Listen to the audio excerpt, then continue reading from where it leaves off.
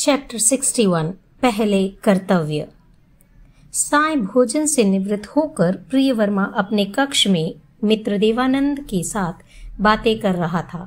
आज प्रातःकाल से सायकाल तक चित्रलेखा के दर्शन न होने के कारण वह बेचैन था। प्रियवर्मा की परिचर्या का सारा भार देवानंद को देकर देवी चित्रलेखा नृत्य आयोजनों में व्यस्त थी। उससे पूर्व वह बार बार प्रियवर्मा से मिलती, पर देवानंद के आने के पश्चात वह दिन में एक दो बार ही आती थी। परिचारिकाओं ने आकर दीप जलाए। इतने में ही परिचारिका मालती ने आकर प्रियवर्मा को सूचना दी कि देवी अभी आ रही है। यह प्रियवर्मा का विषादग्रस्त मन कुछ प्रसन्न हुआ। उसने देवानंद से कहा, मित्र, यदि देवी मुझे यहाँ न लाती तो मैं इतनी शीघ्रता से स्वास्थ्य लाभ नहीं कर पाता। सत्य है महाराज, देवी तो दयामयी हैं, देवानंद ने कहा। प्रियवर्मा कुछ कहे उससे पूर्व ही यौवन और रूप की चांदनी बिखेरती हुई चित्रलेखा खंड में प्रविष्ट हुई। देवी को देखते ही देवानंद आसन से उठा और नमस्कार कर बाहर चला गया। चित्रलेखा प्रियवर्मा के सामने आकर बोली, क्षमा करें, आज मैं आपसे मिलने नहीं आ सकी। मुझे आज कामदहन नृत्य की तैयारी करनी थी। कोई बात नहीं, मैं तो देवानंद को बता ही रहा था कि यदि देवी मुझे यहाँ न ले आती तो कदाचित मेरी।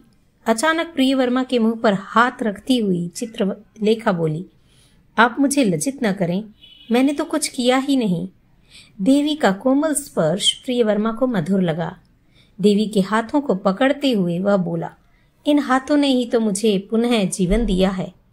नहीं, आपके हाथों ने मुझे उस दिन जीवन दिया था, कहकर चित्रलेखा ने हाथ छुड़ा लिए और एक आसन पर बैठ गई। आपको वह प्रसंग अभी तक याद है जो कभी भूली न जा सके? ऐसी स्मृतियां जीवन की संपत्ति बन जाती है, चित्रलेखा ने कहा। प्रियवर्मा के नयन चमक उठे। वह खड़ा हो गया और बोला, देवी, मैं अभी तक आपको समझ नहीं सका। चित्रलेखा ने हंसते हुए कहा, पुरुष का यही तो एक दोष है कि वह स्त्री को समझ ही नहीं सकता। बातें चल रही थी, इतने में ही चित्रा ने खंड में प्रविष्ट होकर कहा, देवी, महाबलाधिकृत आए हैं। महाबलाधिकृत? हाँ। चित्रलेखा ने प्रियवर्मा की ओर देखकर कहा, मैं जा रही हूँ, आज के नृत्य में आप आ सकेंगे। आर्य विपुलक ने आने की आज्ञा दे दी है।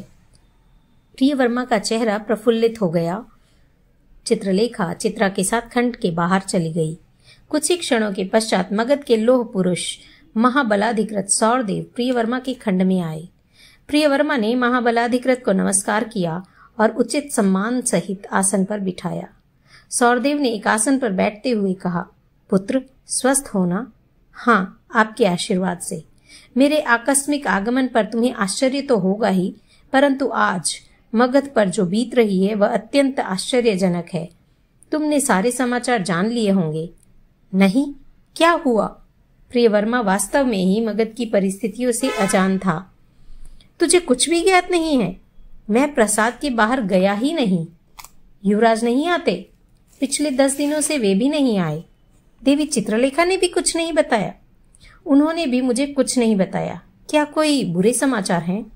बुरे तो नहीं, किंतु चिंताजनक अवश्य है। पराजित पर्वतक और चंद्रगुप्त पुनः युद्ध की तैयारी कर रहे हैं। आचार्य विष्णुगुप्त की नीति के अनुसार वे मगध के ग्राम्य प्रदेशों को एक के बाद एक हस्तगत कर रहे हैं। काशी, बंग, कलिंग, गौड़ आदि राज्यों ने सम्राट के मंडल से मुक्ति ले ली है और काशी नरेश विराट वारिवाहिनी के साथ मगध की ओर आ रहा है। ओह, प्रियवर्मा ने आश्चर्य के साथ कहा, मैं इन सब बातों से अनजान था। संभव था कि मेरे मन में चिंता न हो, इसलिए देवी ने मुझे कुछ भी नहीं बताया। मैं भी यही मानता हूँ। कल प्रातः मैं काशी नरेश के सैन्य बल को छिन्न भिन्न करने के लिए प्रस्थान कर रहा हूँ।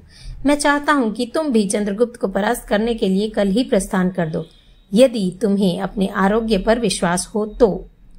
प्रियवर्मा विचार में पड़ गया। उसके मन में पुरानी स्मृतियां उभरने लगी। वह विचारों में उलझ गया। इतने में ही महाबलाधिकृत ने कहा, आज मगध की वीरता को ललकारा जा रहा है। सम्राट की सेवा का आज अपूर्व अवसर आया है और तुम्हारे जैसे दक्ष, चतुर और वीर सेनापति की आज अत्यंत आवश्यकता है। बोलो वत्स, क्या तुम मगध के सम्मान को बचा सकोगे? मगध का सम्मान, सम्राट की वफादारी। प्रियवर्मा बोला, सम्राट की आज्ञा पालन करने के लिए प्रति क्षण तैयार हूं। धन्य है पुत्र तुम्हारे माता पिता को। इसी आशा से मैं यहाँ आया था। अब मैं भी निश्चिंत होकर काशी नरेश से लोहा ले सकूंगा। चंद्रगुप्त को परास्त करने की शक्ति तुम्हारे में है। मदद के लिए आर्य संदीप तुम्हारे साथ रहेगा। प्रियवर्मा बोला, मुझे कब प्रस्थान करना होगा और किस ओर जाना? कल सूर्योदय से पूर्व ही प्रस्थान कर देना है। संदीप को सारी बातें समझा दी है। आपके आशीर्वाद से सब कुछ शक्य होगा, प्रियवर्मा ने दृढ़ स्वरों में कहा। महाबलाधिकृत ने खड़े होकर प्रियवर्मा की पीठ थपथपाई और कहा, पुत्र तैयार रहना। आज तुम्हें पाकर मेरा पुत्र शोक हल्का हुआ है। पुत्र शोक? जयकीर्ति के स्वर्ग गमन की तुम्हें खबर नहीं है? महाबलाधिकृत ने आश्चर्य के साथ कहा। नहीं, क्या हुआ था? महाबलाधिकृत ने संक्षेप में जयकीर्ति का सारा वृत्तांत बताया। फिर कहा, अब मैं जा रहा हूँ, मुझे भी प्रस्थान की तैयारी करनी है। तुम भी तैयार रहना। प्रातःकाल ही कुशल सारथी सिंह रथ लेकर यहाँ आ पहुंचेगा। महाबलाधिकृत चले गए। कुछ समय पश्चात चित्रलेखा ने खंड में प्रवेश किया। उसने कहा, नृत्य का समय हो गया है, आप जरूर आएं। देवी, मैं प्रातः प्रस्थान करने वाला हूँ। क्यों? कहाँ? संग्राम के लिए। चित्रलेखा आश्चर्य भरी नजरों से देखती रही। प्रियवर्मा ने सारी बात संक्षेप में बताई। चित्रलेखा बोली, मैं चंद्रगुप्त को नहीं जानती, परंतु मैंने सुना है कि वे न्याय और धर्म के लिए लड़ रहे हैं। यदि न्याय के पक्ष में वे हैं तो आपको अन्याय का पक्ष नहीं लेना है। यह सुनकर प्रियवर्मा हंस पड़ा। वह हंसते हंसते बोला, लेखा, मैं तो एक सैनिक हूँ, मुझे तो वफादारी रखनी होती है। न्याय अन्याय का लेखा जोखा मुझे नहीं रखना है। मैं अपने गौरव को कभी खंडित नहीं होने दूंगा। चित्रलेखा की आंखें डबडबा आई। वह वहां से चली गई। इतने में ही चित्रा ने खंड में प्रवेश किया। उसे देखते ही चित्रलेखा ने कहा, तुम्हारी आंखें मेरी निगरानी रख रही थी, मैं यह जानती हूँ। आर्य प्रियवर्मा यहाँ से विदा हो, उससे पूर्व सारे समाचार चंद्रगुप्त को मिल जाने चाहिए। चित्रलेखा सोचने लगी। चित्रा ने पूछा, क्या आज्ञा है? पहले कर्तव्य का पालन। कौन जाएगा? देवानंद और उद्यालक। तुम व्यवस्था करो, मैं नृत्यशाला में जा रही हूँ। हंसनेत्रा को यहाँ भेजना। चित्रा मस्तक नमाकर चली गई। संदीप के साथ प्रियवर्मा सांदिल की ओर चल पड़ा। दूसरे दिन प्रातःकाल सांदिल प्रदेश में एकाध कोस जाने के पश्चात प्रियवर्मा ने देखा कि लगभग 6-7 हजार गांवों के नर नारी तथा बालक वर्ग मार्ग को रोके खड़े हैं। प्रियवर्मा ने संदीप से कहा, देखो लोग क्यों खड़े हैं? संदीप ने लोगों से कहा, यह सेना मगध के सम्राट की है और यह सम्राट के शत्रुओं का संहार करने आई है। आप सभी यहाँ क्यों इकट्ठा हुए हैं? लोगों ने कहा, हमारे सम्राट तो आर्य चंद्रगुप्त हैं। हम सम्राट की सेना से प्रार्थना करने आए हैं। आप क्या कहना चाहते हैं? आप जहां से आए हैं वहां लौट जाएं। सांदिल की जनता धर्म और प्रेममय राज्य में रहना चाहती है। प्रियवर्मा को बहुत आश्चर्य हुआ। उसने पूछा, सम्राट का दंडनायक कहाँ है? वह अब सम्राट का दंडनायक नहीं रहा, वह चंद्रगुप्त का दंडनायक बन गया है। और चंद्रगुप्त कहाँ है? एक ग्राम्य व्यक्ति बोला, वे आज मध्य रात्रि में अपनी सेना के साथ तालखंड ग्राम को सम्राट की एड़ी के नीचे से मुक्त कराने गए हैं। तालखंड ग्राम प्रदेश? अरे यह तो अपना ही प्रदेश है। प्रियवर्मा किंग कर्तव्य विमुढ़ हो गया। उसके प्राणों में तालखंड ग्राम का प्रदेश चुभ रहा था। उसने संदीप के साथ विचार विमर्श किया, फिर लोगों से कहा, मैं आप सबको 3 दिन का समय देता हूँ, तब तक आप विचार कर लें। आप अपने हित को सोचें, फिर मैं सम्राट की आज्ञा से जो करना है वह करूंगा। एक वृद्ध बोला, 3 दिन के बाद भी हमारा यही उत्तर होगा। फिर भी मैं आपको सोचने का समय देता हूँ, कहकर प्रियवर्मा अपने रथ पर लौट आया। उसने उसी क्षण अपनी सेना को तालखंड की ओर कूच करने का आदेश दिया। इधर मगध की राजधानी पाटलिपुत्र में चिंता व्यापक बन गई थी। एक ओर काशीराज, दूसरी ओर पर्वतक, तीसरी ओर मगध के प्रदेशों को हस्तगत करता हुआ चंद्रगुप्त और चौथी ओर कलिंग के भयानक समाचार। सम्राट की अधिकतर सेना दूर दूर की सरहदों पर तैनात थी और अभी 3 दिन पूर्व ही महाबलाधिकृत के साथ भारी सेना ने प्रस्थान कर दिया था और चंद्रगुप्त का मुकाबला करने प्रियवर्मा गया था। राजधानी की रक्षण का भार सेनापति अंबालक ने संभाला था। युवराज को अनेक निर्देश देकर महाबलाधिकृत ने पाटलिपुत्र की ओर प्रस्थान कर दिया।